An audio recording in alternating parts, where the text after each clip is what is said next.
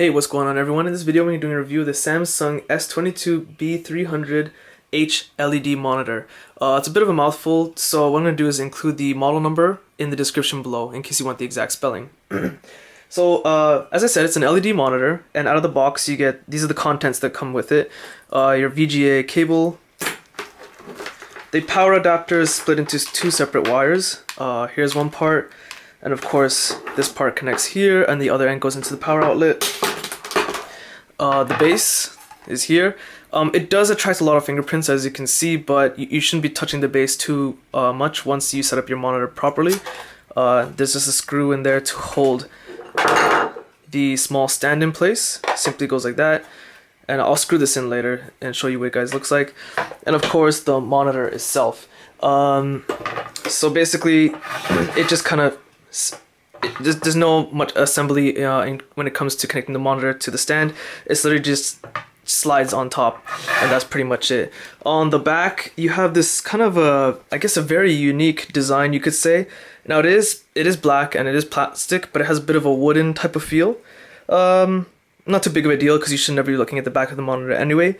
But as for the back itself, you have the AC adapter power outlet port, of an HDMI port and a VGA port. What I find kind of odd is that it doesn't have a DVI port, but not a big deal. You can always get a HDMI to DVI converter or a VGA to DVI converter adapter, so not a big deal there. So let's move on to the specs of the monitor. The size of it is 21.5 inches as a ratio of 16:9. Now it's an LED monitor with a response time of 5 milliseconds. The weight of the monitor with the stand is about 3 kilograms. So in terms of pounds, I'm just taking a rough guess, it's about 7 pounds total. So it's fairly light, not too bad.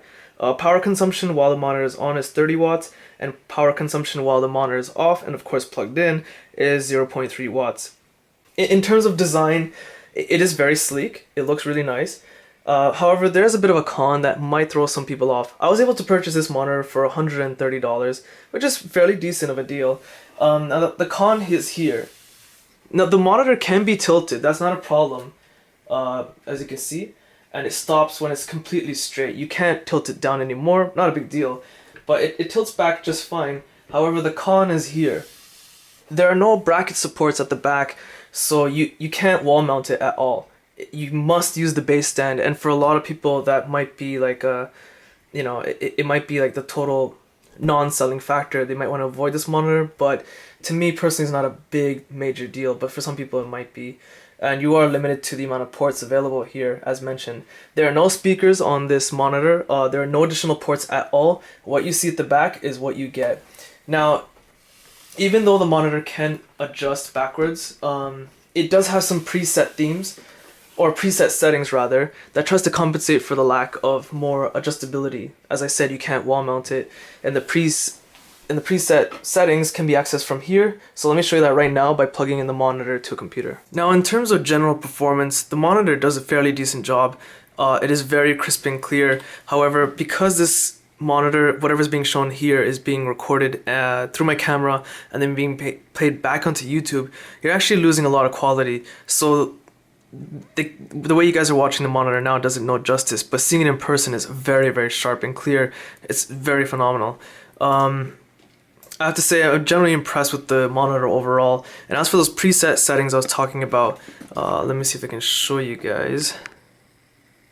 Basically, even all the buttons, there are no buttons actually, save for power. It's all touch based underneath the monitor itself. So to turn it back on, you just literally touch and it turns back on. For the preset menus I was talking about, so basically just adjusting here, you can skim through them. These are the preset menus I was talking about earlier. And it tries to change the color and lighting fixtures, so basically, no matter what angle you're sitting at, the monitor tries to adjust and make it comfortable on your eyes as much as possible. It does a fairly decent job, and even the menu itself is fairly large. There's a lot of options, but you don't need to go into every single detail too much because they're pretty generic, fixing the color, the brightness, the contrast, the sharpness, etc., and of course positioning. So if I had to give this monitor a score, I would give it a 4 out of 5.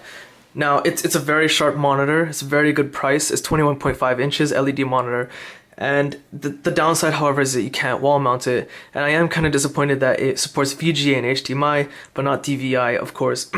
So it's not bad, still pretty good, but the lack of wall mounting might throw some people off and make them avoid it. So that's pretty much my review of this monitor. If you found this video useful, check out my website in the description below. Hit the like button, it does help. Subscribe, and thanks for watching.